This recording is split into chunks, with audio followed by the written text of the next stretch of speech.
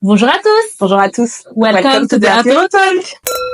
Aujourd'hui, dans cette vidéo, on va vous parler de notre expérience en tant qu'entrepreneur. Enfin. Voilà. Si vous avez suivi nos vidéos, vous savez qu'on a créé notre société donc en 2020 et aujourd'hui, on va vous expliquer comment ça s'est passé donc de la création de la société jusqu'à ce qu'il n'y ait plus de société, clairement. Exactement. Donc, on va tout vous expliquer les étapes, tout ce qu'on a traversé et pourquoi on a décidé de fermer la société. Ouais. Et pourquoi aussi on a décidé de se lancer dans ce monde fou qu'est l'entrepreneuriat. Mais totalement. C'est un monde fou, c'est un monde de fou. Mais avant tout ça, est-ce qu'on leur rappellerait pas la chaîne YouTube, quand même, notre signature. Pour rappel, cette chaîne YouTube, elle est dédiée à vous, ceux qui veulent sortir de leur zone de confort.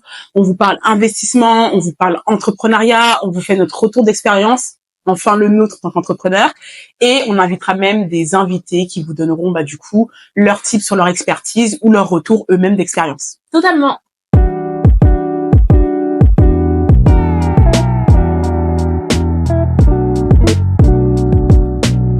Alors, pour commencer, la première question, pourquoi on s'est lancé dans l'entrepreneuriat en soi et en quelle année aussi?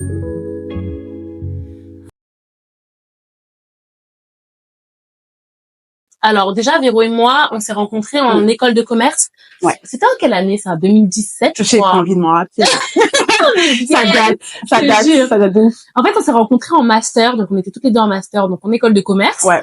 Et il faut savoir qu'en école de commerce, on parle quand même beaucoup d'entreprendre, de lancer son entreprise. Enfin, on fait beaucoup de projets qui sont liés à ça.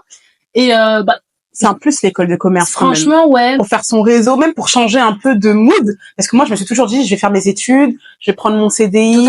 Enfin voilà, je vais prendre un petit appartement, je vais payer mon loyer. Parcours classique. Ouais, mais moi j'étais comme toi. Ouais. Et en fait, je pense que c'était pas au premier abord l'idée qu'on avait forcément de créer sa société. Non. Mais en fait, plus on était, déjà plus on faisait des projets et plus on discutait ensemble, plus on réfléchissait, plus on se rendait compte qu'on avait les mêmes problématiques sur certains sujets. Et surtout que nous, on était en commerce international, mais on avait aussi la partie business développement. Et donc du coup, tu mets aussi un pied dans tout ça, même si tu connais un peu de loin, c'est très technique en plus, le business les vrais KPI, tout ça, c'est très technique. Mais tu mets un peu dans tout ça, tu commences à parler à d'autres personnes qui disent, moi, après les études, je veux pas du tout faire ça. Enfin, tu commences à te renseigner sur ça. Et c'est intéressant. Il y avait, par exemple, aussi, on a beaucoup de projets, par exemple, de lancement de sociétés, on va dire fictives. Et tu te rends compte que certains, c'est pas seulement des sociétés fictives, mais ils prennent à cœur leur projet et ils ont envie de le développer derrière. Exactement. Oui, on avait rencontré une personne, justement, où derrière, il était à fond dedans et il prenait tous les conseils possibles, imaginables pour se lancer dans cette société après. Et au-delà de ça, c'est pas comme si on était au lycée. Derrière ça, on vous demande de faire un vrai plan de trésorerie, de vraiment calculer les coûts, de vraiment, en fait, on vous demande de prendre en compte tout ce que on ne voit pas forcément quand on n'est pas dedans. Et en fait, on se rend compte que, en fait, il faut une roadmap, il faut un plan de trésorerie, d'où va venir l'argent. En fait, vraiment, ça nous met dedans. Ouais, ça te met dedans et tu te dis, en fait, ça te met déjà, on va dire que ça plante la graine. Et, toi, moi, je vais dire, mais toi aussi, tu vas nous dire qu'est-ce qui t'a vraiment motivé. Je vais y arriver à te lancer. Mais en gros, ce que je disais, moi, parcours classique, entrepreneuriat et tout. Et tu sais, la phrase qui dit, faut traîner avec 4 personnes pour être la 5e personne, tu vois. Et en gros, moi, je côtoyais ou je fréquentais des personnes, que je fréquente toujours maintenant, qui étaient vraiment tournées grave entrepreneuriat. J'avais une partie qui était en mode, non, moi, j'ai essayé de négocier mon salaire à 40K à la sortie de mes études et tout. Et il y a d'autres personnes qui disaient, mais non, moi, faut que je trouve un business et tout, tu vois. Et j'étais un peu dans l'entre-deux. Donc, du coup, j'avais les deux. Mais j'avais aussi ces personnes-là qui disaient, non, faut que je me lance et tout. Et je me suis dit, pourquoi pas, tu vois. C'est ça. Mais c'est vrai que nous, en master, on s'est pas rapprochés tout de suite, toi et moi. Et moi, j'étais très proche, pendant mes années de master, d'une personne qui était à fond entrepreneuriat, qui m'en parlait. Et en fait, à ce moment-là, moi, j'étais pas encore dedans. Même des fois, par exemple, en école de commerce, on peut commencer tard. Et des fois, il me disait, même si on commence à 11h, viens plus tôt, viens à 9h, on va bosser sur le projet. Si tu m'aides à faire ci, parce que il avait des lacunes là où moi, j'en avais moins. Et lui, il avait des qualités où moi j'en avais pas. Il me disait viens m'aider sur ça et tout. Et en fait j'ai vu à quel point il prenait à cœur son projet. Et des fois je venais avec lui, je l'aidais, on bossait ensemble. Et au-delà de ça, c'est vrai que quand on parlait, nous on avait pas mal c'était pas des professeurs, c'était des intervenants. Et dans ces intervenants il y avait aussi des investisseurs. Et quand ils parlent de leur expérience, quand ils montrent que ton projet leur plaît, qu'ils s'y penchent et que tu te dis mais en fait ça veut dire que lui potentiellement il pourrait m'aider à pousser mon projet. Il te dit ça, tu peux avoir ça derrière. Et c'est trop bien ce que tu as dit parce que c'était pas c'est des consultants, nos profs. C'est ça. Donc, en fait, quand tu discutais un minimum avec eux, c'était pas, ouais, je suis en contrat CDI, donc je suis payée tant tous les fins de mois. C'est non, je facture tant d'euros l'heure. Moi, mais attends. L'argent. T'es en train de me dire que je vais sortir du master pour avoir mon CDI à 2 balles par mois. C'est très bien. Oui, c'est bien. Et, toi, tu te fais payer tant d'euros l'heure. C'est ça. Tu vois? Mais tout ça, ça fait que quand tu sors de ton master, en tout cas pour nous, je pense que c'est ce qui s'est passé, quand tu sors de ton master, tu te dis, mais ouais, en fait, en plus j'ai négocié tel salaire, ce serait bien que, tu vois, tu t'intéresses tout de suite. Et en plus, on avait certains de nos intervenants, enfin des consultants, qui avaient notamment investi en Afrique. Et eux aussi nous disaient, mais par exemple, parce qu'après on a commencé à parler un peu de projets, on en parlera, ils disaient, mais ça c'est des bons projets. Enfin, ils faisaient comprendre quand même qu'il y avait ce potentiel. Donc à la base, même si on l'avait pas spécialement pris au sérieux, entre guillemets, on y pensait, on n'avait pas forcément commencé à bien bosser dessus, qu'on nous disait déjà, franchement, votre projet, il est bon, il peut fonctionner, il y a de la demande, allez-y. C'est clair. Franchement, on avait aussi ces retours-là. Ouais, on avait ces retours-là, et on va pas se mentir, notre communauté, enfin, notre couleur de peau fait que, il y a quelques années, j'abuse un peu de dire ça. C'était quoi? C'est il y a 4 ou 5 ans qu'on se posait, il y a quelques années.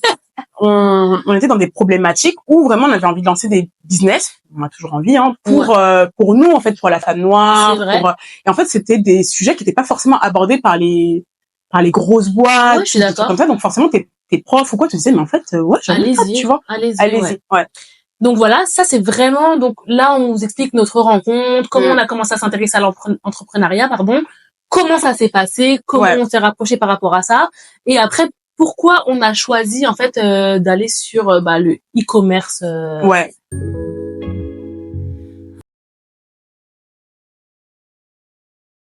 Pourquoi on a choisi d'aller sur le e-commerce? Parce que oui, on s'est lancé dans l'entrepreneuriat, mais on a choisi le canal de distribution e-commerce, c'est trop important. C'est vrai de le préciser, c'est important.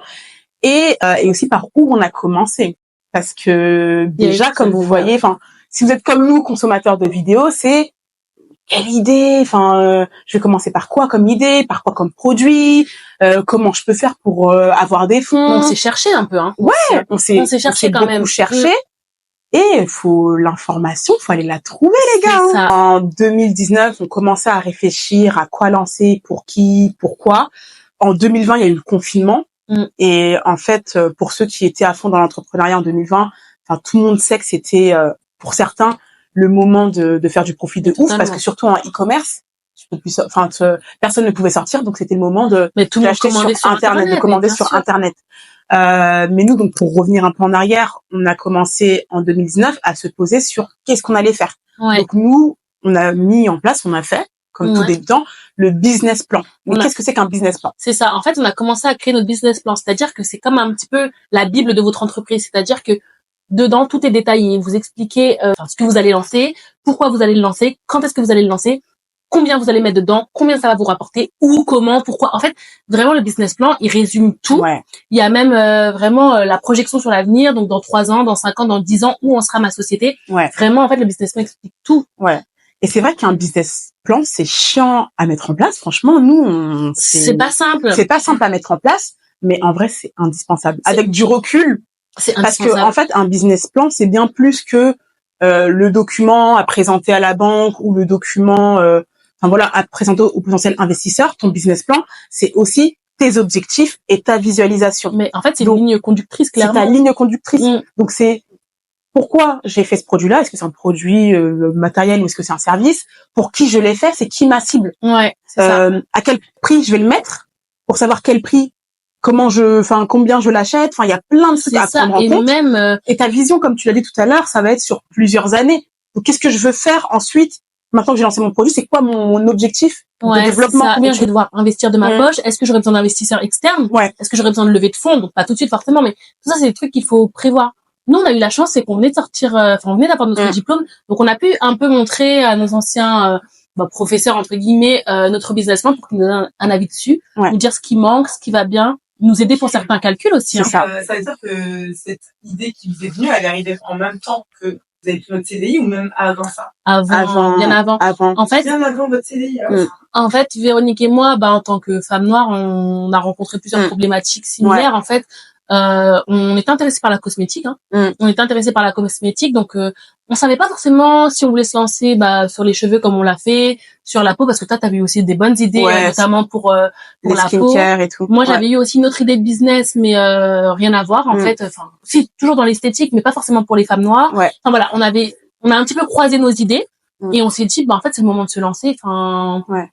Et surtout c'était un peu avant nos CDI, dans le sens où, comme on l'a dit avant que tu arrives, on avait aussi des personnes dans notre entourage qui réfléchissaient déjà entrepreneurs, qui étaient déjà en mode moi faut que je lance un truc, que j'ai envie d'être mon propre patron, alors que généralement tu fais le parcours classique, je prends mon CDI, mes potes et moi on est en CDI et puis après on voit pour plus tard. Alors que nous on avait un peu ce double, tu vois, on a fait des études dans le commerce international business développement, on avait un entourage aussi qui était dans ça, appétant et dans ça, et donc c'est pour ça qu'on s'est lancé. Faut bien s'entourer.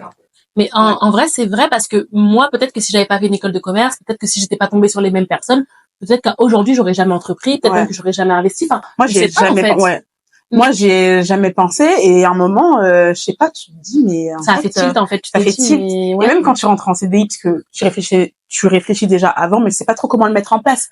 Parce que vous voyez plein de vidéos en mode, mais faut lancer son entreprise, faut faire ci, faut faire ça, mais comment on fait? Comment tu fais pour le mettre en place textuellement? Au bout d'un moment, t'as bien besoin d'argent, faut bien que tu te nourrisses, faut bien que tu prennes un logement et tout. Donc t'es obligé de prendre t'es pas obligé, attention, mais le parcours classique et le plus simple, c'est de prendre un CDI. Totalement. Tu vois ce que je veux dire? Et donc du coup, quand je suis rentrée en CDI, je me suis dit c'est ça la vie. C'est lever le matin, prendre le train, aller faire un travail que j'aime pas.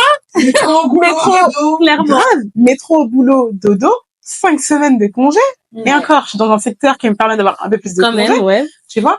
Et en fait, c'est là où tu dis, mais en fait, la graine, comme on a dit au début, qui se pose, elle commence à grossir et dire, en fait, qu'est-ce qu'on fait, tu vois? Mais moi, ma question, c'est vraiment, puisque vous avez votre propre vie, on va pas se mentir, comment vous faisiez pour statuer, prendre des décisions, vous mettre d'accord sur votre business plan, sur la ligne de conduite, vous répartir les tâches, en fait, je crois que on en parlait régulièrement, parce qu'on habitait vraiment en face l'une de l'autre, donc on se voyait quand même souvent, tout le temps, et on parlait beaucoup business, c'est-à-dire que quand on se voyait en apéro, parce qu'on aime les apéros, on parlait quand même énormément business, et un peu comme pour la chaîne YouTube, un jour on s'est dit, en fait, on se lance, allez, on y va, on réfléchit pas. De ouf, parce que, en gros, c'est vrai, en fait, on était, limite toutes les deux, seules à parler de business, parce que je crois que t'avais tes potes qui parlaient potentiellement d'autres choses.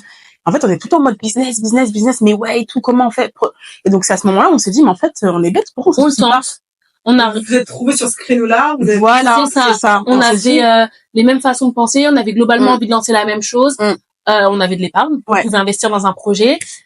On sortait de confinement, donc on a vu que le e-commerce c'est quelque chose qui fonctionnait bien, donc on s'est dit on le tente, on voit ce que ça donne. Et en vrai, à part certes un peu d'argent, mais on n'avait pas grand chose à perdre, donc c'était le moment d'essayer en fait. Et surtout le e-commerce en soi, tu peux avec pas grand chose, tu peux commencer et puis tu peux le cumuler en fait avec un CDI, c'est aussi ça qui était simple.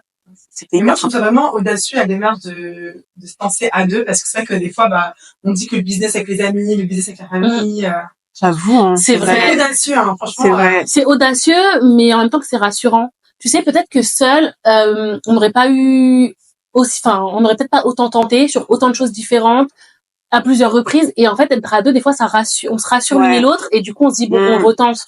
Ouais, donc, parce que je pense que c'est vrai que se lancer seul, c'est très compliqué. Ça dépend du caractère de chacun.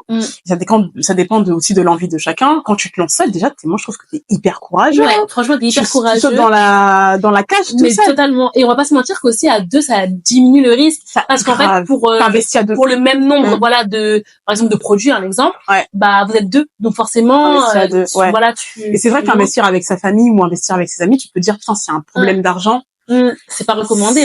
C'est pas recommandé. Ça pète ou ça casse tout de suite, tu vois.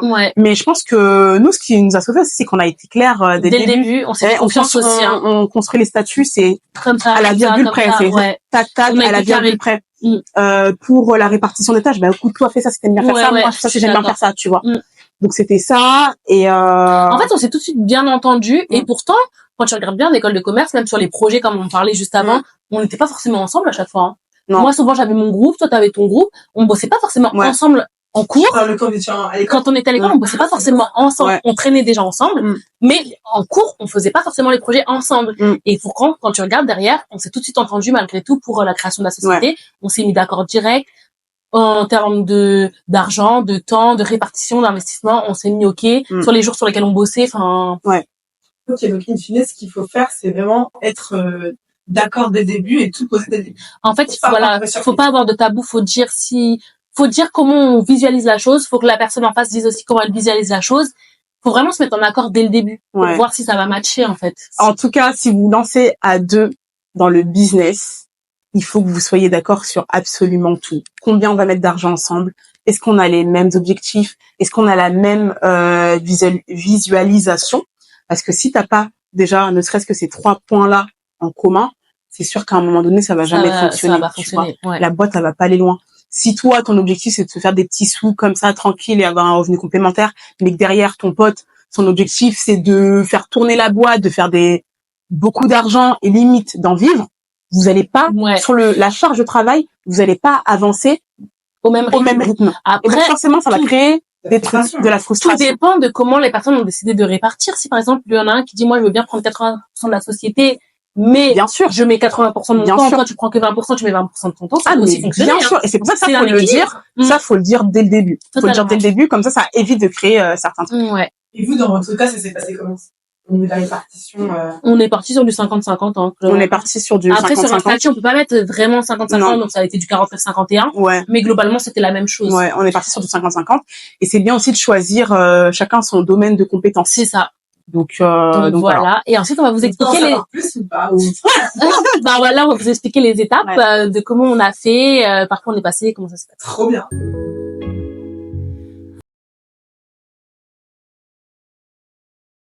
Alors moi, ma première question, c'est comment on passe de la parole à l'action? Parce que concrètement, tout le monde parle, mais des fois, très peu font.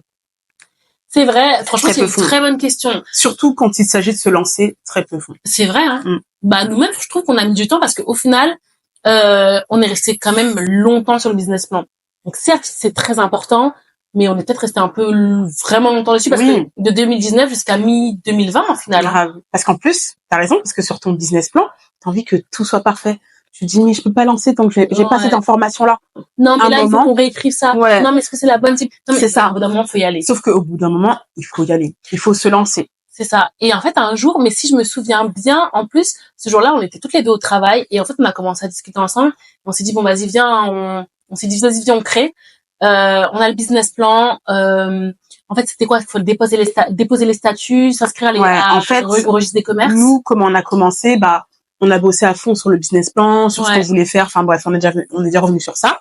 Ensuite, ta deuxième étape, c'est, en fait, je me lance, mais dans quel cadre? Il faut créer sa société. Donc, on a commencé à se renseigner sur les SAS, sur les SARL, sur l'entreprise individuelle, tout ça. Parce que, quand même, c'est lourd. Il faut se documenter. Faut être bien entouré parce que tu sais pas trop, tu vois. Ouais, c'est ça. Et du coup, nous, pour tout vous dire, on a choisi la SAS. Donc, parce que c'était par rapport à nous ce qui nous convenait le mieux. Après, vous pouvez faire une SARL simplifiée, c'est ça. Dites-nous si vous voulez qu'on vous fasse une vidéo là-dessus. On pourrait faire une vidéo sur les différents statuts, mais là, ce sera beaucoup trop long. C'est ça. On vous mâchera le travail. C'est ça. Du coup, on s'est dit, OK, on se lance sur la SAS. Maintenant, comment on fait? Donc, on s'est enregistré au registre des commerces. On a déposé les statuts. Vu que nous, c'était un compte, un site e-commerce, on a déposé un nom de domaine. Donc là, il faut trouver le bon nom de domaine qui n'est pas utilisé, pouvoir le réserver pour que quand vous créez votre site internet, c'est votre site.com ou .fr et que vous tombiez bien sur votre site. Comment on en a pas parlé aussi, mais il faut trouver le nom de sa société. Il faut trouver le nom. Donc c'est quoi la différence entre le nom de domaine et le nom de la société? Faut savoir que vas-y. Le nom de domaine, c'est un terme purement technique, c'est le nom de ton site internet. C'est ça. Ton nom de domaine. Par exemple, www.lapérotalk.com. Voilà. Et là, tu tomberas sur notre site. Mais si ce nom de domaine est déjà pris, tu peux pas appeler ton site comme ça. Donc, tu pourras mettre, par exemple, l'apérotalk-26, par exemple, .com. Et ça sera disponible. Mais toi, t'as envie qu'il s'appelle l'apérotalk, par exemple. Donc, faut voir si les noms sont disponibles, ton nom de domaine est disponible. Et il faut savoir que souvent, les noms assez courts, 4 lettres, 5 lettres, souvent les noms de domaine sont réservés parce qu'il y a des gens aussi qui font des business de noms de domaine, donc ils les réservent en avance. Il y a du business dans absolument tout. Ouais. Voilà. Et en fait, un nom de domaine, en général, ils achètent le nom de domaine, je sais pas moi, 10 balles, et te le revendent 80 balles. Il faut savoir qu'un nom de domaine, ça commence à 1 euro. Et en fait, les gens, ils peuvent te le revendre 1000 euros, par exemple. Ah ouais, c'est dingue, quand même. C'est un business, ça. Ouais, c'est un business. Et le nom commercial, c'est le nom de ta société. C'est ça. Si demain tu veux te lancer, ton entreprise, tu vas l'appeler comment? Sandrine & Co. Bah, des bêtises. Hein. Après, t'as le nom commercial et t'as le nom sur les statuts. Je crois que, parce que nous, tu as, en fait, quand tu crées ta société, t'as ton activité. Ouais. En fait. Et t'as le nom du statut de, t'as la carte d'identité. Le nom commercial, je crois. T'as le nom commercial et t'as le nom de la société. Ouais, c'est ça. Bon. En fait, t'as la marque aussi, t'as tes marques et le nom de la société. Par exemple, tu peux avoir une société qui a plusieurs marques. C'est ça. Par exemple. Ça, c'est super intéressant parce que j'avais vu une vidéo d'une nana parce que j'intéresse à l'entrepreneuriat depuis que je vous côtoie. Oh. Et que je fais vos vidéos. Et du coup, la nana, elle expliquait que c'était très important de choisir un nom qui reste quand même assez vaste. Oui. Parce que si on met un nom, on va dire, directement, tu vas mettre nice, en fait. Et tu t'enfermes dans les noms et tu peux pas te diversifier. Mais de ouf. De ouf. Vous aviez déjà réfléchi à ça aussi? Ouais, nous, on avait déjà réfléchi à ça. On a pris un nom qui n'avait rien à voir avec notre domaine, un nom. Ouais. Un nom passe-partout. Tu vois, par exemple, passe-partout, tu vois, par exemple, une marque de savon, tu vois, Dove, par exemple, je sais pas si tu peux citer.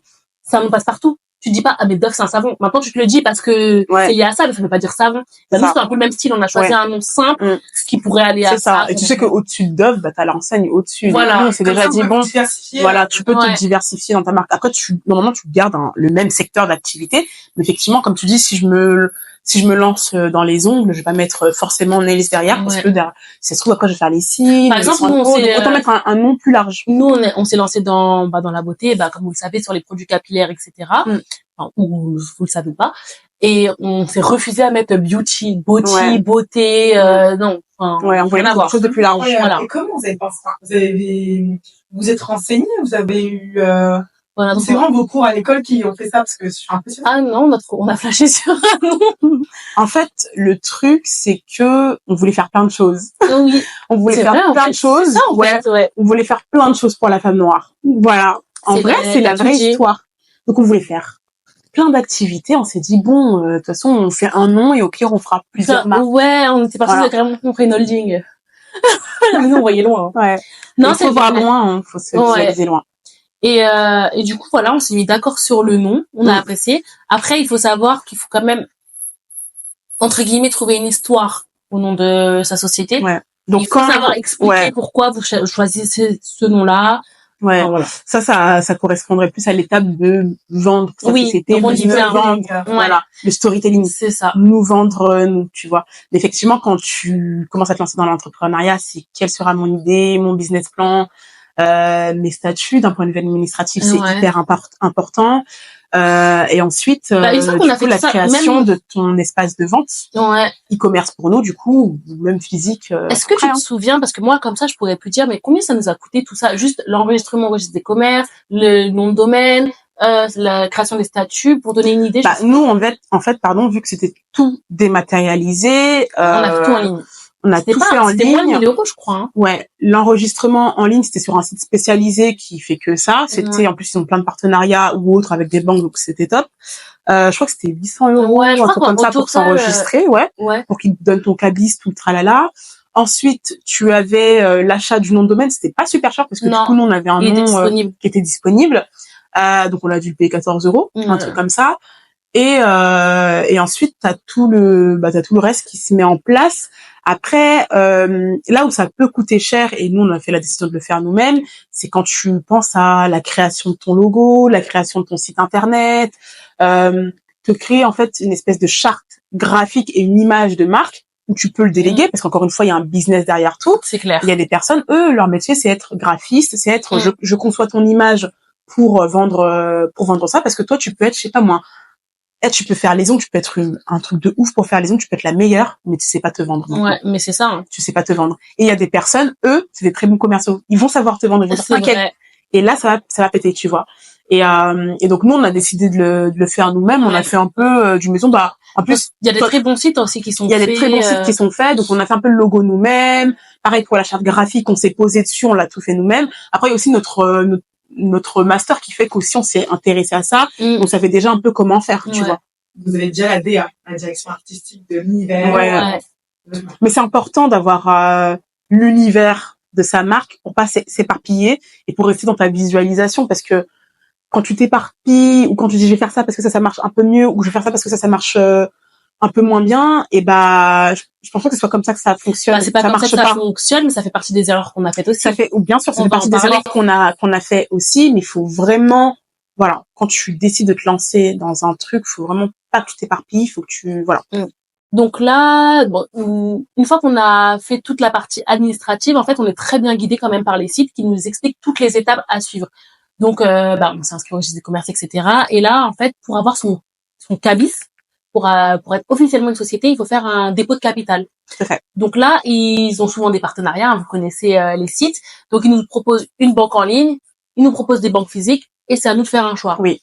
Après, vous pouvez aussi aller voir votre banquier et lui parler de votre projet. Bien sûr. C'est toujours bien, et en plus, ils apprécient quand tu partages un peu ton projet. Ils sont normalement là aussi pour vous accompagner. Et donc, du coup, je pense que la seconde étape, ça va être le rendez-vous à la banque. Ouais. Et nous, donc, on a décidé de faire quand même le tour des banques, histoire de présenter notre projet, d'expliquer ce qu'on veut faire.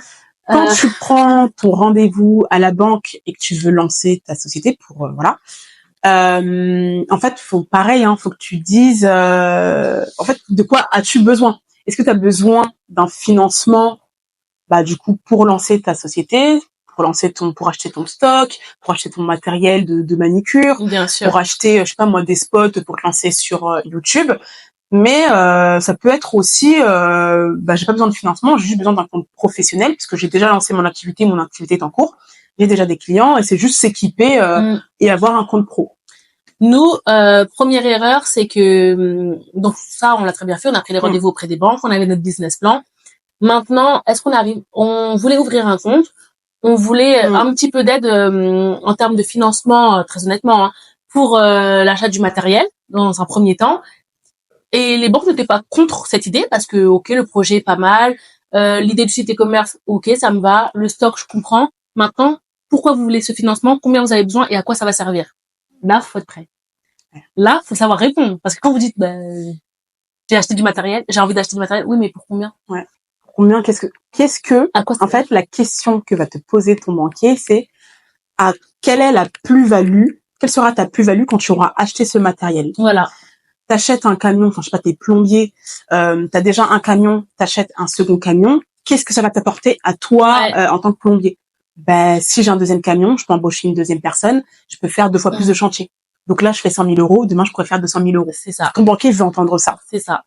Et donc il va te demander, ok, business plan, il va vouloir regarder, c'est bien, c'est intéressant, il va le regarder, il va se pencher dessus. Maintenant, ce qui va l'intéresser, très honnêtement, c'est le plan de trésorerie.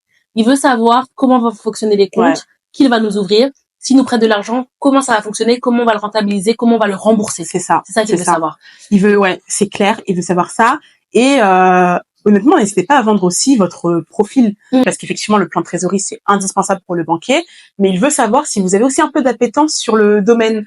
Je reprends le même exemple. Je sais pas, je suis chargée administrative dans une boîte. Demain, j'ai envie de me lancer en tant que plombier. J'ai envie d'acheter un camion. Je vais dire, mais moi, demain, je veux faire plombier. Quelles sont tes compétences, en fait? Quelles sont tes compétences? T'as déjà fait plombier? Tu connais une personne qui fait la plomberie? C'est ça. Tu vas te casser la gueule, en fait. Tu connais strictement rien. Tu vois? Ou pareil, une personne qui veut lancer son restaurant. Là, c'est bien beau, t'es ingénieur, c'est super cool, t'as des compétences, t'as un bac plus 5. Est-ce que t'es chef? Est-ce que t'as un chef? Est-ce que tu sais gérer un restaurant? Ouais, clairement. Tu vas faire combien de couverts? C'est ça. Le stock, comment ça se passe? Les normes, tout ça. Mais tu vas te casser la gueule. Faut se former, Et c'est ça. Alors que si tu dis, j'y connaissais rien, mais j'ai fait, je sais pas, 1 an d'école de cuisine. Là, je vais m'associer, en grande partie avec un chef cuisinier qui a 20 ans d'expérience dans le domaine. Mon gars va dire, d'accord. Ouais, okay. Mais totalement. Le mec est débutant, mais potentiellement, je peux suivre. Ouais. Tu vois ce que je veux dire? Et nous, en fait, comment ça s'est passé? Donc, on a pris rendez-vous peut-être avec 4-5 banques en tout. Et, franchement, avec notre business plan, les rendez-vous se passaient globalement bien. Après, nous, on était dans une idée qu'on avait besoin de financement. De un, on s'est vite rendu compte que c'était pas si facile que ça d'obtenir, et de deux, qu'on en avait peut-être pas besoin au final. Ouais. Ils nous ont fait nous rendre compte que on voulait du financement, mais finalement, il n'y a pas besoin. C'est ça. Mais on va vous raconter une story time. Allez, raconte ta story time. Un jour, on a rendez-vous dans une banque. Après avoir vu 2-3 banques et tout, donc le mec, il nous reçoit et tout. Donc le projet, on sait qu'il plaît, on l'a vendu à des banques, tout le monde dit franchement votre projet, moi ça me va, je trouve pas mal. Ok pour vous ouvrir un compte pro, financement peut-être pas, mais voilà, on en discute, c'est ok. On se rejoint et tout, samedi après-midi. Je capte la story time.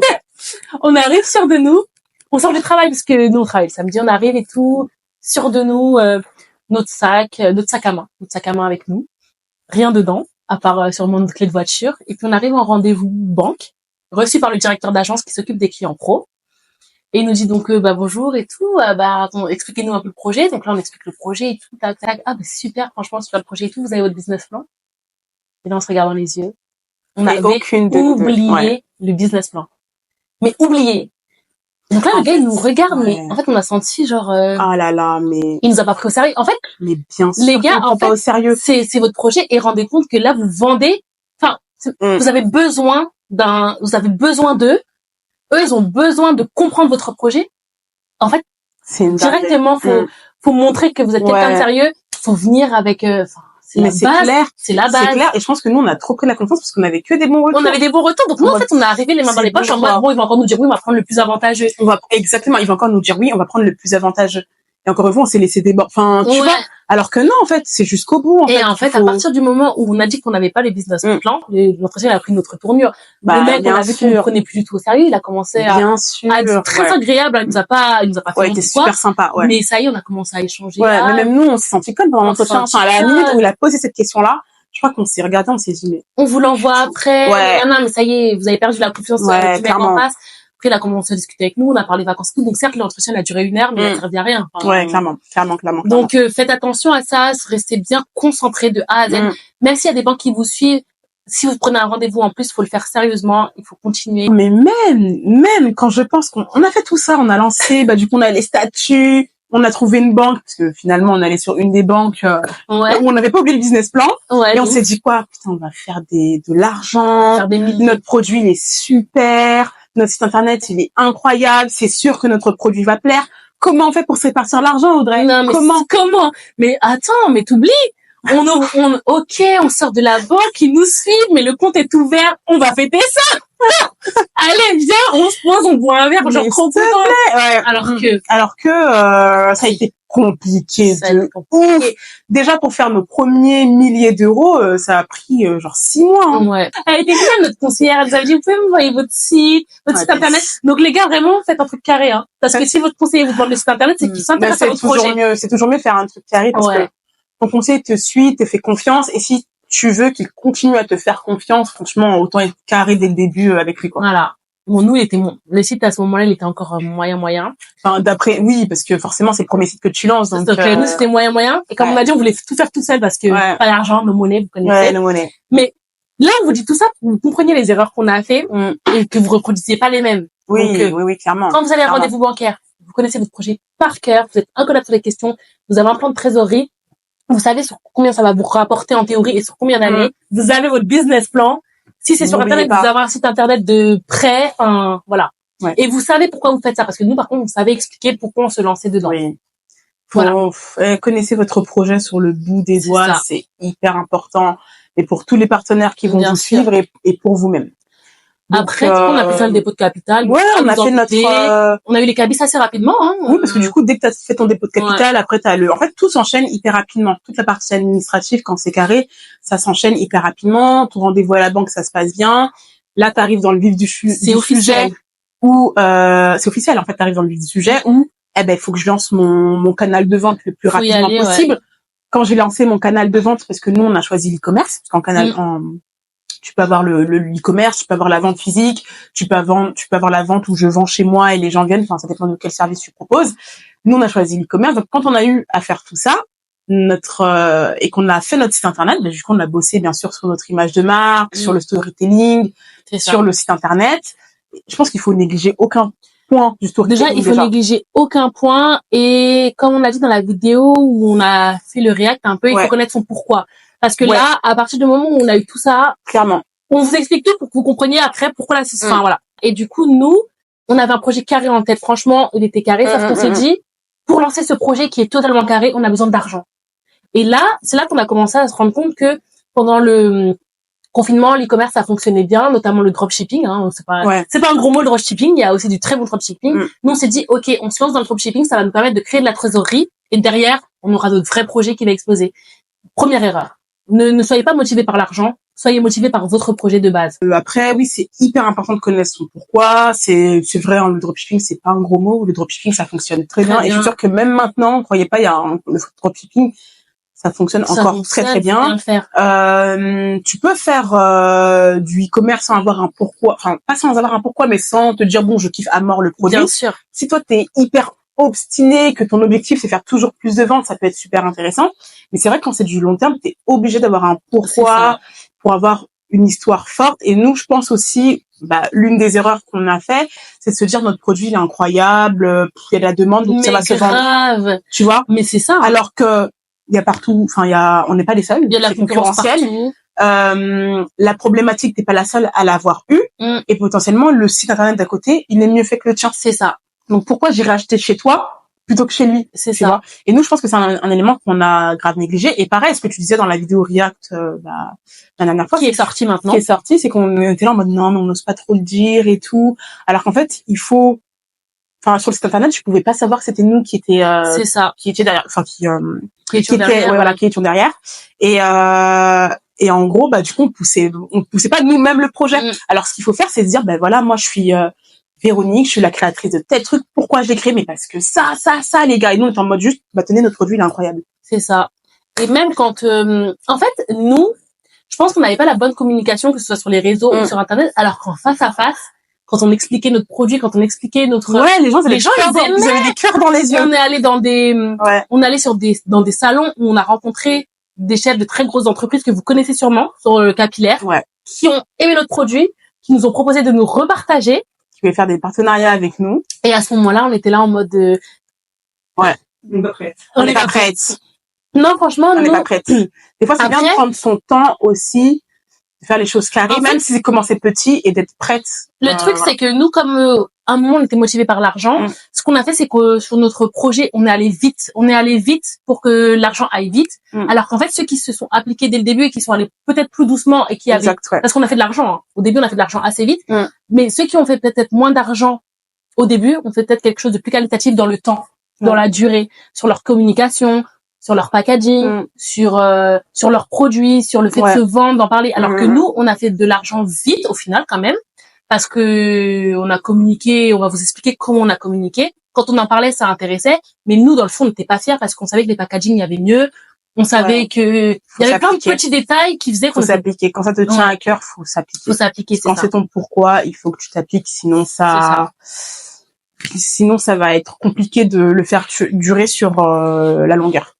Mais donc oui, nous quand on a lancé le site internet, quand on a quand c'était prêt, pareil, hein, on s'attendait à voir une ribambelle de clients cliquer sur notre site internet et se dire waouh, trop bien, je fais des ventes.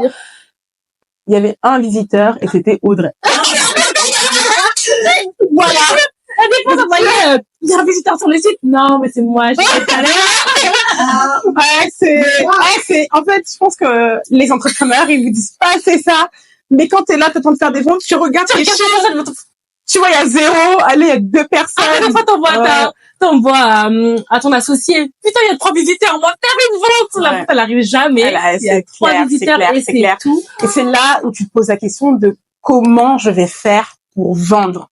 Parce que c'est bien beau de se lancer dans l'entrepreneuriat. Mais les gars, il faut vendre ton produit, sinon tu vas jamais décoller. Et c'est là aussi, quand tu te retrouves, entre guillemets, au pied du mur, tu fais pas de vente, que tu penses à des choses que tu aurais dû penser avant. Ah, mais j'ai vu telle formation, je vais m'inscrire, je vais payer telle formation qui va m'aider à... Mais ça, fallait penser avant. Donc là, tu commences à chercher des solutions à ton problème parce que tu te rends compte que c'est lancé, ton site, il est payant, ta banque, elle est payante, t'as du stock, parce que t'as du stock. En fait, tu commences à te rendre compte que t'as mis un peu d'argent et que t'as toujours pas de commande. Donc, les charges... tu commences à voir les charges qui tournent et toi, tu as très peu de commandes. Au final...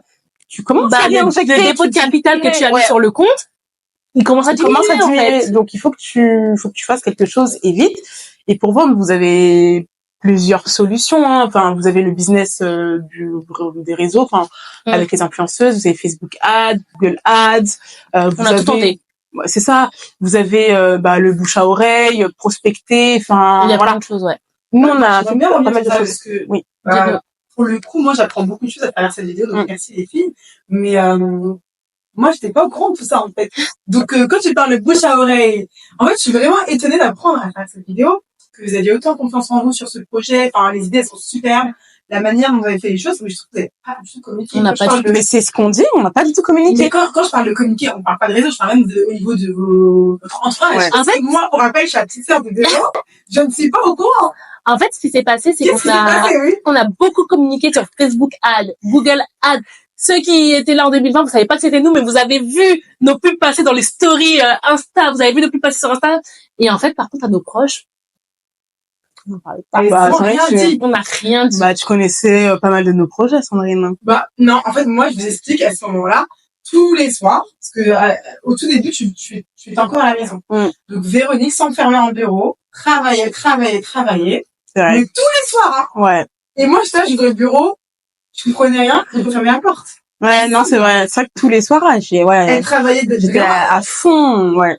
Parce qu'en fait, c'est bien cette vidéo parce que ça prouve aussi qu'un business, c'est pas comme ça. Il faut avoir il faut arriver dans le business plan, des calculs solides.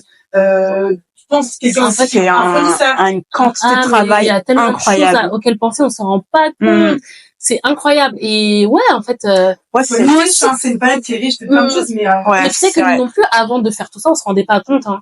Que ce soit en termes d'investissement personnel, en termes d'investissement. Enfin, on pensait vraiment, c'était la période où tout le monde faisait des formations, CPF, etc. Après confinement, formez-vous. C'est facile de lancer un e-commerce, 1000 euros en 2 jours, 1 million en 3 mois. Enfin, nous, on pensait que c'était facile. On s'est dit, le site, il est lancé, t'inquiète pas qu'on est millionnaire à la fin de l'année. Ouais, on a trop cru. Après, ouais, c'est beaucoup de travail. Ouais. Le confinement, c'est incroyable. Non, c'est vrai que c'est beaucoup de travail. C'est sur TikTok.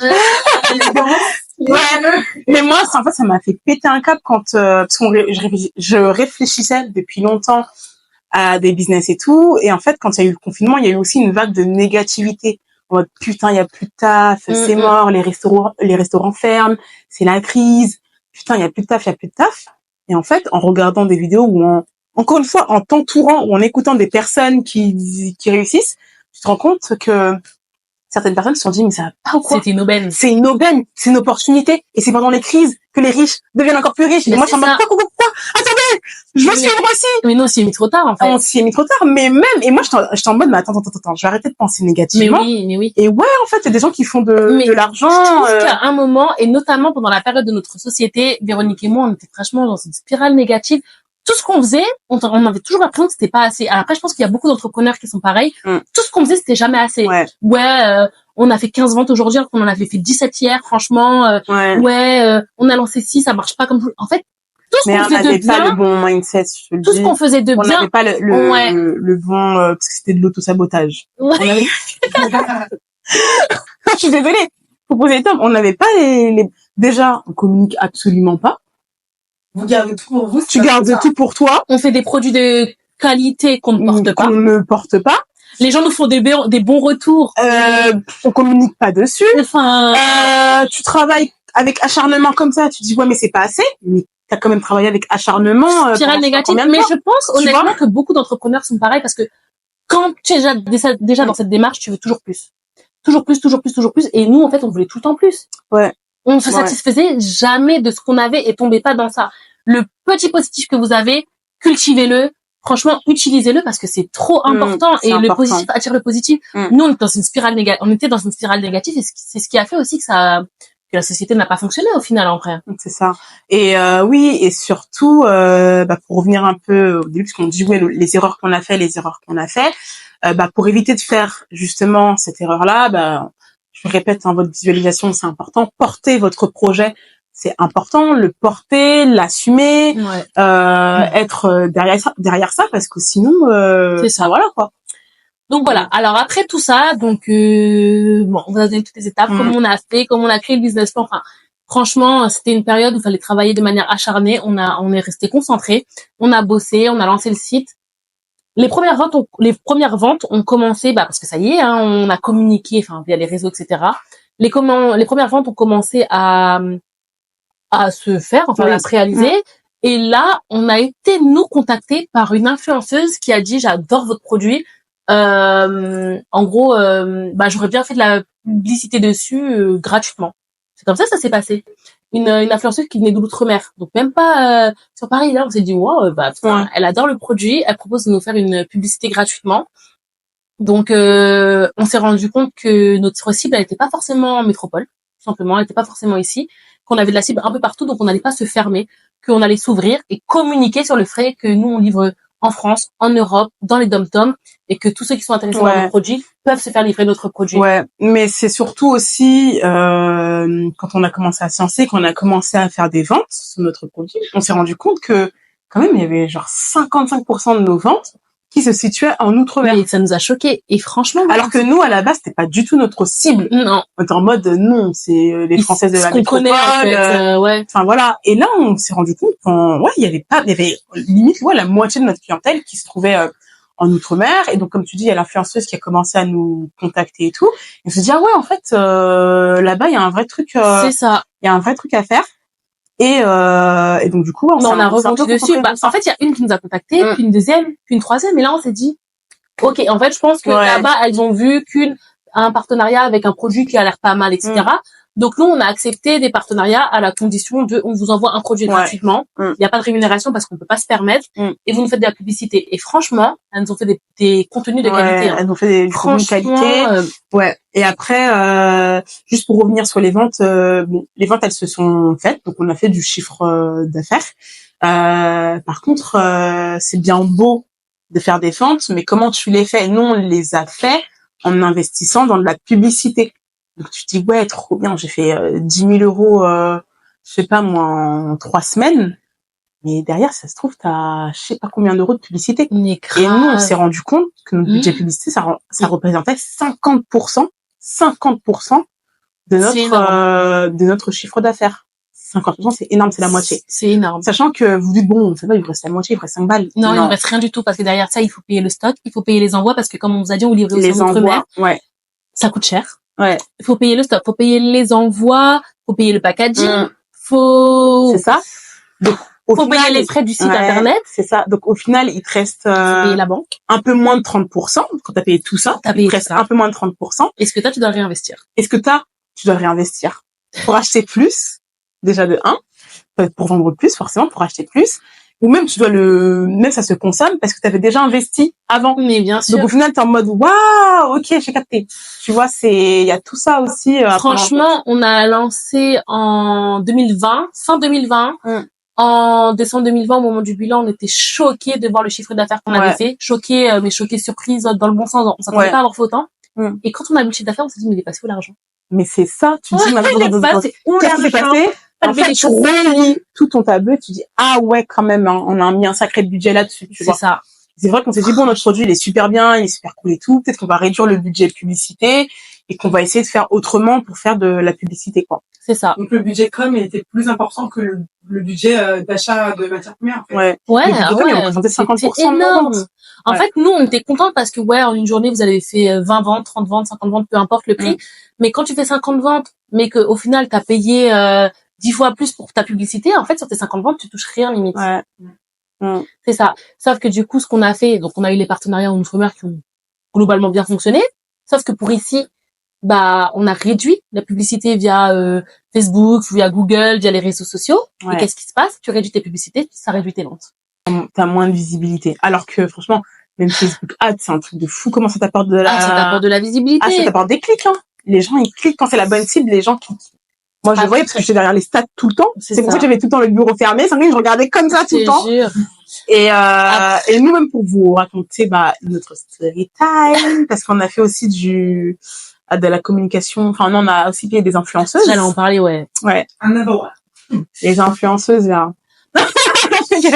Non, les influenceuses. Faites attention. On en a payé. Franchement, on n'a pas payé autant. On a fait plusieurs devis. On était choqués du prix parce que, honnêtement, enfin, des fois, ils nous faisaient des devis alors que franchement, leur taux d'engagement n'était pas ouf, tu vois. Donc, je me suis dit, mais aussi cher pour que derrière, voilà. Et en gros, on a pris 2 influenceuses. On a pris une micro-influenceuse et une influenceuse qui avait 100 000, 200 000 followers. Et pour vous donner un chiffre, il y en a, pas sur les retours, mais il y en a une qu'on a payé 150 €. Ouais, mais tu payais, celle qu'on a payé, celle qu'on a payé 150 €, elle avait genre 15 000 followers. Elle nous a apporté, mais tellement de ventes, les gars. Mais grave, en fait, elle a rentabilisé, je sais même pas combien de fois, 150 €. En quelques heures, on était rentable. En quelques heures, on était hyper rentable, on avait fait largement plus. Franchement, c'était incroyable. Allez, franchement, pour vous donner les chiffres, on a payé 150 €, et je crois qu'en une journée, elle nous a ramené 2000 €. Un truc comme ça, tu vois. Donc, tu compares le ratio, à petite échelle, c'est super intéressant. Ouais. Et à côté de ça, t'as l'autre qu'on a payé, 900 €. 900 et quelques. Après, elle était en agence, donc faut savoir que les influenceuses en agence sont plus chères parce que leur agence prend une commission. Je sais pas combien la commission, mais en gros, elle a coûté 700 €. Et la com, t'as près de 200 balles. Ouais, c'est ça. Pour la com. Donc, ça faisait 900 € en tout. Et, elle nous a rapporté 700. Elle s'est remboursée. On a aimé en félicite. Purée. Donc, oui, quand je nous a rapporté 700, c'est pas 700 € de plus. On a fait 700 € de vente avec une influenceuse qu'on a payé 900 €. Ouais. Donc, clairement, faites attention. Et, c'est pas mal qu'on soit tombé dans ce piège, entre guillemets, parce que derrière, quand on demandait des partenariats, vous inquiétez pas qu'on demandait les vues, on demandait le taux d'engagement. Là, on savait. En fait, c'est les expériences qui nous forgent. Après, on savait quoi demander. C'est quand vous faites des erreurs, franchement, ça fait chier parce que ça te coûte de l'argent ou même tu te sens comme une conne, tu vois, mais derrière, tu te dis, OK, bon, j'ai pas vérifié cet élément-là. La prochaine fois, t'inquiète pas que je ferai pas la même erreur. Je vais vérifier. Donc faites bien attention, regardez tout ça. Après, on n'a pas eu tant de mauvais partenariats, hein. En général, elles nous ont pas forcément rapporté autant qu'on voulait. Mais quand en fait, on a juste eu ces deux-là, on n'a pas fait tant de partenariats que ça après, hein. Puis après, il y a des fois, là, je vous donne des petites anecdotes, mais quand on calculait mal notre budget, on a décidé de faire un shooting photo. On n'a même pas calculé notre budget, qu'on décide de les payer alors qu'elles étaient prêtes à le faire gratuitement. On sort d'où l'argent? Oh là là. Non, mais voilà. Notre bonne foi, quand l'entreprise, le business, il n'y a pas de bonne foi. On leur a déjà on leur offre un produit. On les coiffe, on les maquille. Elles portent le produit. Et à la fin, on leur dit, merci, on tenait à vous. Mais en fait, on n'a pas d'argent. Donc, en fait, ce qui est dingue, je rebondis, je me permets, je suis désolée. Mais en fait, si à un moment donné vous communiquiez, nous on fait les figurants gratuits en fait, l'entourage. On y a pensé, mais on y a pensé à toi. Combien d'amis on peut on peut le faire en collectif. Mais bon. Mais nous-mêmes, c'est vrai que on devrait payer. On était bêtes. On était jeunes, bêtes. On avait même pas 25 ans, je tiens à dire. Mais en fait, j'aimerais juste savoir pourquoi vous l'avez pas dit comme ça à l'entourage. En fait, tu sais, nous, je pense qu'on a ce côté où, comme je disais dans la vidéo, quand je suis allée faire le podcast, c'est que je sais pas si on a l'impression qu'on n'est pas légitime ou quoi, mais on n'arrive pas forcément à parler de nos projets, mais aussi pourquoi? C'est parce qu'on n'était pas assez fiers. Ok, le projet il est bien, ok, il plaît. Les packaging ne nous plaisaient pas. Le logo ne nous plaisait plus. En fait, ce que je veux dire, c'est qu'il y a eu plein de choses qui font qu'on n'aimait pas mettre en avant. Le produit, il est bien, mais quand t'as un top produit, mais attends, le produit, il est là, mais le packaging, il est éclaté au sol. Dans ta tête, tu vas le regarder, tu vas dire, il est éclaté au sol. Tu vois ce que je veux dire? La communication, le marketing, c'est hyper important. Sauf qu'on n'avait pas de budget marketing. En fait. Mais moi, j'estime que j'ai partagé, hein. Moi, oui, alors oui, autour de toi, mais par exemple sur tes réseaux, tu peux partager pas sur mes on communique pas. Sur mes réseaux, je l'ai pas du tout partagé, mais auprès de ma famille. Moi aussi, ma famille est au courant, oui. Donc voilà, on a fait franchement beaucoup d'erreurs, on communiquait pas, on le gardait pour nous. En fait, comme Sandrine nous l'a dit en off, c'est vrai qu'on était dans notre bulle. C'est comme si en fait on avait un projet, on voulait qu'il fonctionne, mais en même temps, faut pas trop en parler, on le garde entre nous. Enfin, on portait pas notre projet. Quand je le dis, c'était pas, on le portait pas physiquement, c'est on le portait pas, on le mettait pas en avant, on mettait pas en lumière, en fait. Ouais. Et au-delà de ça, quand vous avez un projet, quel que soit automobile, barbeur, cheveux, beauté et tout, mais allez dans des salons, faites-vous voir, en fait, dans des événements qui parlent de votre projet, parce que nous, on l'a fait, mais on sait aussi, à des moments, genre, il y avait des super salons qui parlait de notre projet dans le secteur de l'esthétique, etc. Et nous, c'est des moments où on décide de partir en week-end, après, par exemple. Tu vois. Oui. Après, nous, je pense que non, il y a franchement, vous l'avez vu dans cette vidéo, il y a plusieurs choses qui ont fait que ça n'a pas fonctionné. Enfin voilà, on n'a pas porté le projet plus que ça, on n'était pas plus investi que ça, notre pourquoi n'était pas assez fort. Peut-être que le produit aussi en lui-même ne nous parlait pas assez, tu vois, et qu'on était intéressé par autre chose. Donc tout ça fait que au final ça fait un mauvais combo et pareil on communiquait pas du tout dessus. Mais donc l'entrepreneuriat, faut pas oublier que faut être prêt. Hein. Nous je pense qu'on n'était pas prêtes. On était jeunes, on avait envie parce que ça nous est rêvé l'entrepreneuriat, mais on n'était pas prêtes à s'investir comme on est prête à s'investir aujourd'hui. On est allé voir pareil. Ouais. En fait, en tant qu'entrepreneur, t'es obligé d'être investi à 100%. À 100% dans ton activité. Il y a pas de 80%, il y a pas de 50%. Tu peux faire les deux, tu peux faire salarié plus entreprendre, mais faut que tu aies une organisation infaillible, faut que tu sois faut que ton pourquoi soit bien fort. Tu peux mêler les deux, mais faut que tu le fasses en bonne intelligence, sinon ça sert à rien, tu perds de l'argent quoi. Et je pense qu'à ce moment-là en plus, c'était vraiment la meilleure période pour nous deux où on aurait pu vraiment se mettre à 100% dedans. Enfin, en tout cas, moi, j'étais pas dans la même situation qu'aujourd'hui. Par exemple, je vivais seule, j'avais pas d'enfants, j'avais pas de contraintes, entre guillemets. Toi, pareil. En plus, on habitait proches l'une de l'autre. En vrai, c'était vraiment le moment où, mais bon, après, c'est comme ça. Hein. Il y a plusieurs types d'entrepreneurs. En plus, il y a ceux qui sont en CDI et qui se lancent. Il y a ceux qui quittent tout pour se lancer. Il y a ceux qui ont, du coup, les revenus complémentaires ou plusieurs revenus. Il y a ceux qui vont se lancer très jeunes, comme ceux qui vont se lancer beaucoup plus tard. Franchement, il est jamais trop tard pour se lancer dans l'entrepreneuriat. Il est jamais trop tôt. Il faut juste bien savoir ce que tu fais parce que ça peut vite être quelque chose où tu perds de l'argent, mais ça peut vite être aussi une magnifique aubaine. Et en fait, faut savoir pourquoi tu te lances dans l'entrepreneuriat. Je sais que par exemple, Sandrine, tout le temps, elle me dit, mais moi, je suis trop bien dans mon confort, être salarié, laissez-moi mon télétravail et tout. Mais c'est ce qui se comprend, bien sûr.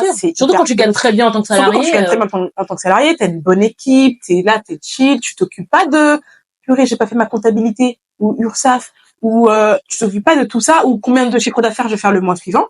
Et c'est vrai, mais être entrepreneur, parce que là on a donné beaucoup de mauvais exemples aussi. Être entrepreneur, pour moi, c'est la liberté temporelle, c'est la liberté de faire de faire tes horaires, d'être son propre patron aussi, d'être son propre patron, de la liberté aussi de croire en ton produit, de développer un truc, de développer ta clientèle, de choisir tes clients, de créer quelque chose à toi. Et c'est aussi une liberté financière quand ça commence à bien prendre, que tu commences à bien avoir ta sauce mayonnaise qui prend. Tu commences à te payer et tu te dis mais ah ouais, c'est incroyable. Et puis après il y a le fait, en fait nous si on a autant de mauvais exemples, c'est aussi parce que on n'a pas été bien entouré et bien accompagné. Et là je parle pas de notre entourage, je parle des professionnels avec qui on a travaillé. Pas la banque. Honnêtement, notre conseillère professionnelle, elle a été top. Je trouve qu'elle nous a fait confiance.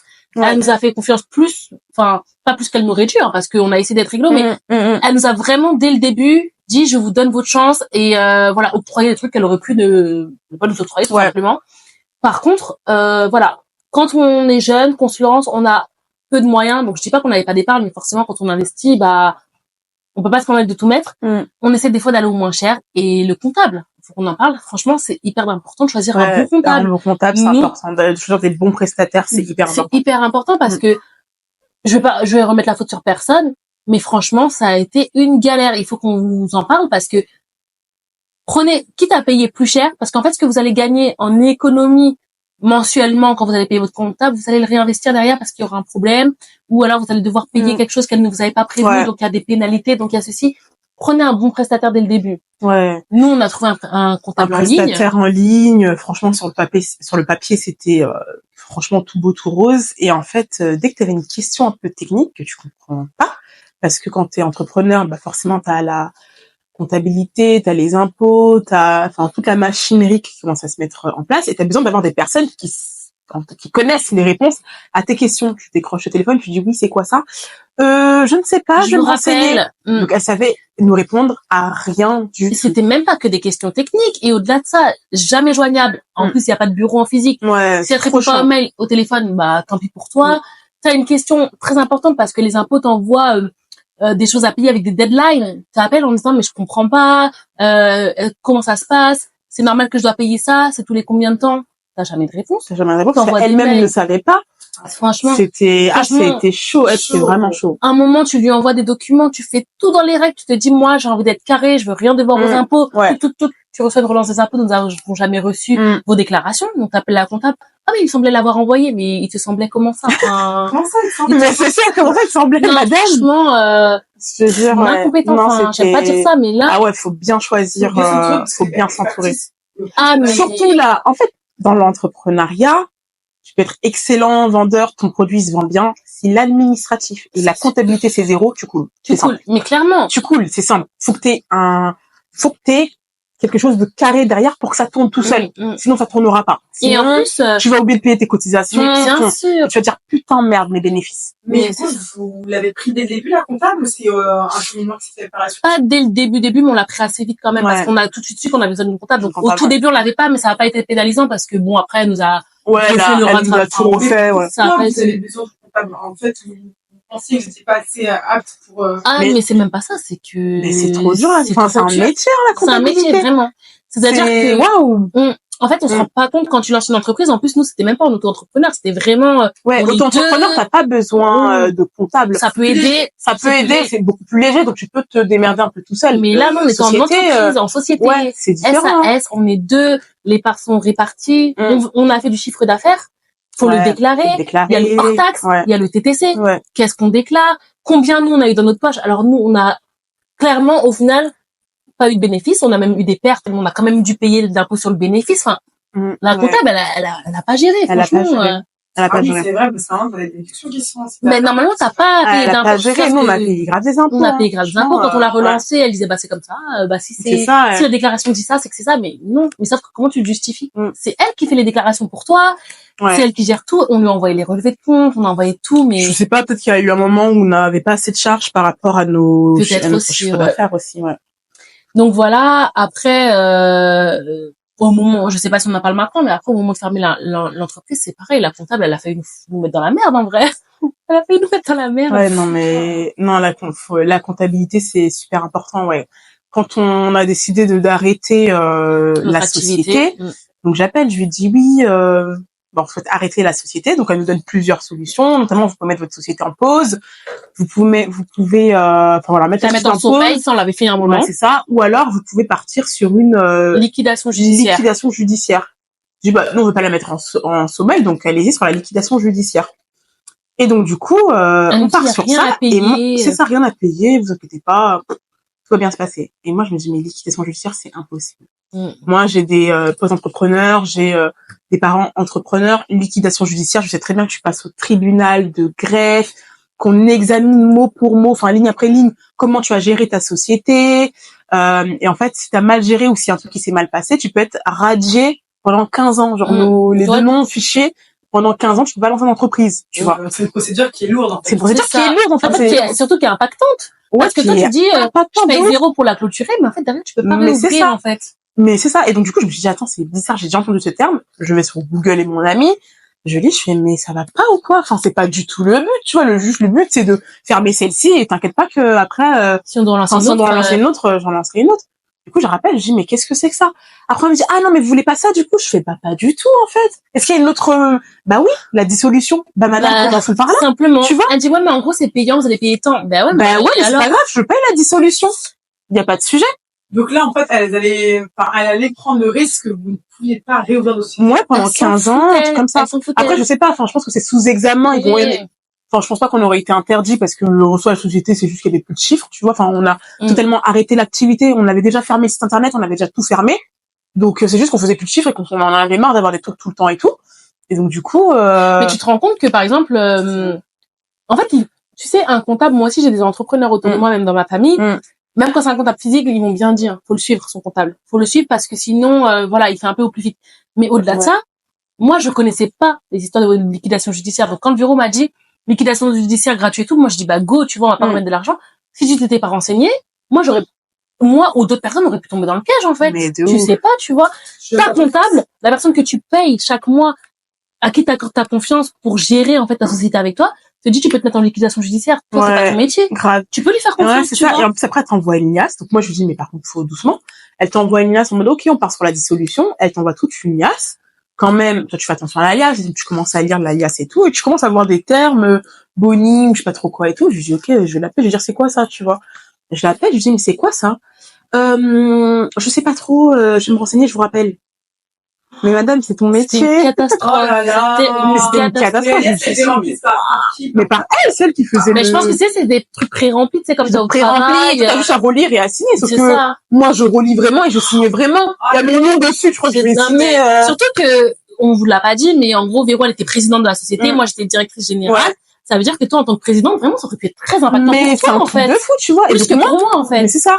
Et moi, je lisais tout. Je disais, mais en fait, c'est quoi cette affaire? Je lisais tout. Franchement, c'est pareil, après, t'as les démarches à faire, à envoyer au greffe du tribunal, puis aux impôts. Je crois qu'il y a l'administration fiscale et le greffe du tribunal. Et enfin les tribunaux de commerce plutôt, et en gros tribunal de commerce, tout a été fait, et les impôts, c'est à elle de gérer, parce que c'est elle qui avait déclaré nos comptes, je sais pas pourquoi. Je lui dis est-ce que vous avez bien fait?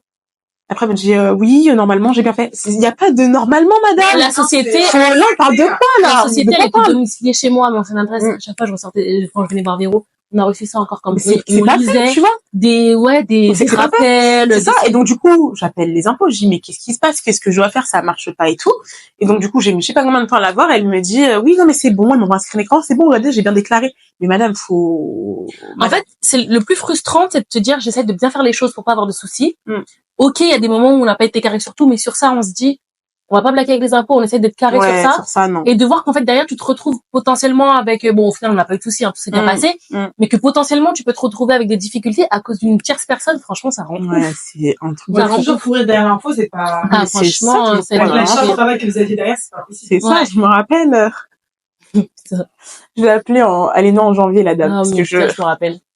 Je l'appelle et tout pour une question, mais genre une question hyper importante. J'appelle, je dis mais madame, ça fait 5-6 jours que j'essaye de vous avoir, c'est super important. Et elle me dit ah oui non mais vous inquiétez pas, j'ai traité ça, je suis désolée, c'est ma journée d'anniversaire. Je suis de bonne humeur. Je suis de bonne humeur, alors. Petite conne. on va mettre un petit bip. Mais non, franchement une horreur. Et moi j'étais dépassée, je fais bon anniversaire, mais t'as vu. Après la comptable, mais il y a pas que la comptable, c'est bien vos fournisseurs. Quand tu travailles avec un fournisseur depuis maintenant 1 an parce que t'as ta société et que du jour au lendemain il décide de ne plus produire un des produits que tu vends le plus, comment tu fais? Galère. Comment tu fais? On était là, on avait trois produits phares, on va dire. 3 produits phares, mais celui qui se vend le plus, celui sur lequel les influenceuses ont fait le plus de pubs, produit phare. Au d'un moment, tu vois que au début, c'est rupture temporaire parce que bon, voilà, avec le fournisseur, tu peux commander directement en ligne et tout. Rupture temporaire, et puis au bout d'un moment, tu vois que le produit n'est plus commercialisé. Comment tu fais, en fait? Ça aussi, ça te met en difficulté. Il faut penser à tout. Faut penser, franchement, franchement, ouais, il y a ça. Bon, après, globalement, les partenariats, publicités se sont bien passés. On n'a pas eu d'histoire. Non. Ça a été bon. Donc ouais, franchement, faut faire attention.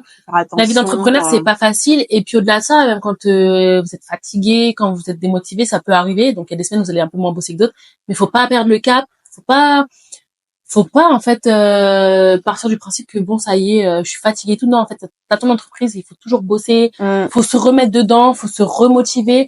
S'il y en a une qui est moins dedans, faut que l'autre la motive. Enfin, surtout quand vous êtes deux, quand vous êtes seul, malheureusement, c'est vous et mais c'est pour ça que quand tu te lances dans l'entrepreneuriat, faut choisir son pourquoi. Vraiment. Parce que si t'aimes ce que tu fais, t'auras des coups de mou, c'est sûr, t'auras des coups bas, c'est sûr, mais tu vas toujours continuer.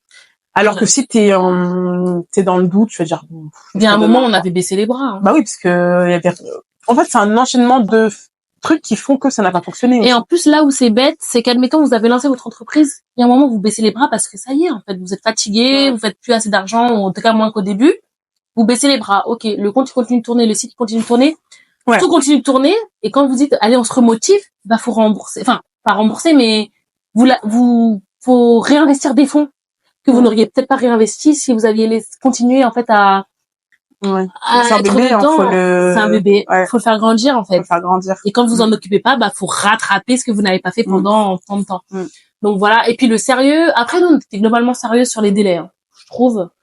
On essayait de. Ça va. Moi, je trouve que ça peut être clairement un sujet de vidéo, comment s'organiser. Après, on avait des délais de livraison. Après, il y a des délais de livraison longs, mais l'outre-mer, c'est pas de notre faute. C'est pas enfin, nous, c'était envoi sous 48 heures. On faisait pas envoi sous 48 heures. On les faisait quand même. Ouais, ça dépend, quoi, avec du stock. On avait du stock. Après, faut communiquer avec ses clients. Quand vous avez du retard, vous avez pas de stock, etc. N'hésitez pas à envoyer un message à vos clients en disant malheureusement, soit ils comprennent parce que vous êtes une petite société, soit ils comprennent pas, malheureusement, on a été des fois sujet à ça, faut rembourser, ça fait chier.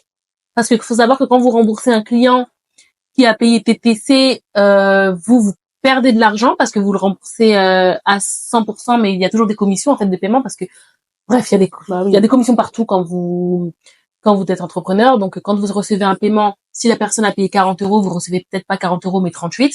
Voilà. Mais quand vous la remboursez 40. Donc, voilà, il y a des choses à savoir sur ça. Ouais. Voilà. La vie d'entrepreneur, c'est pas facile. C'est ça. C'est pas des lol. C'est beaucoup de travail. Et même si nous, on a fait toutes ces erreurs qui font qu'aujourd'hui, le business n'a pas fonctionné, franchement, on est déjà de retour pour jouer des mauvais tours. Je te jure. Et on est déjà de retour. Enfin, et si c'était à refaire, on l'aurait refait. Hein. Différemment, honnêtement, on a encore plein de projets. Enfin, on est sur plein de projets. On a déjà lancé pas mal de trucs dont on se fera un plaisir de vous partager. Je te jure. Voilà. Non, honnêtement, la vie d'entrepreneur, là, on vous en parle. Ça peut paraître négatif comme ça. On a exprès beaucoup sur le négatif parce qu'il faut que vous compreniez les erreurs à ne pas faire. Et si vous avez des questions dans les commentaires et besoin d'éclaircissement, n'hésitez pas à nous poser les questions parce que, en fait, on a exprès sur le négatif pour vous éviter les erreurs que nous, on a commises. Aujourd'hui, comme dit Véro, ça nous a pas mis de frein, ça nous a pas stoppé, on est déjà reparti sur plein de sujets, sur plein de projets. Il y a plein de choses. Merci l'équipe pour la vidéo. Franchement, moi, j'ai déjà plein d'autres questions pour d'autres vidéos, je pense. Notamment, l'organisation, parce que je pense qu'il faut s'organiser. Organisation, administratif, suivi, ça va vous sauver votre business. Moi, je vous le dis. Pour le business plan, effectivement, si vous avez des questions, on pourra répondre à tout. Notre business plan était quand même pas mal, on l'a encore d'ailleurs. Moi, j'ai pas de questions, je vais rédiger. De toutes les façons, les sujets de vidéo, les idées dans les commentaires. On a encore plein de vidéos, mais sur plein de sujets différents. N'hésitez pas si vous voulez qu'on aborde un sujet en question ou autre. Enfin, nous, on touche entrepreneuriat, on vous l'a dit, on touche investissement immobilier, les expériences professionnelles ou personnelles comme Sandrine avec son voyage en Afrique du Sud, on touche absolument tout.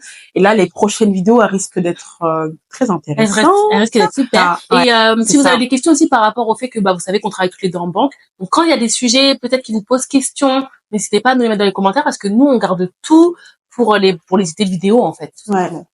Donc n'hésitez pas et suivez-nous, likez notre page, abonnez-vous, partagez, allez-y plus fort sur YouTube, n'hésitez pas. Parce qu'encore une fois sur TikTok ils sont là. Ils sont là sur TikTok, ils commentent, ils partagent, les petits jeunes là. Je te jure, et même ça nous fait plaisir, ils nous envoient des demandes de conseils en DM et tout. Franchement, on adore. On adore, donc on aimerait kiffer autant sur YouTube, même si on kiffe de ouf déjà. Donc allez-y. N'hésitez pas, bisous.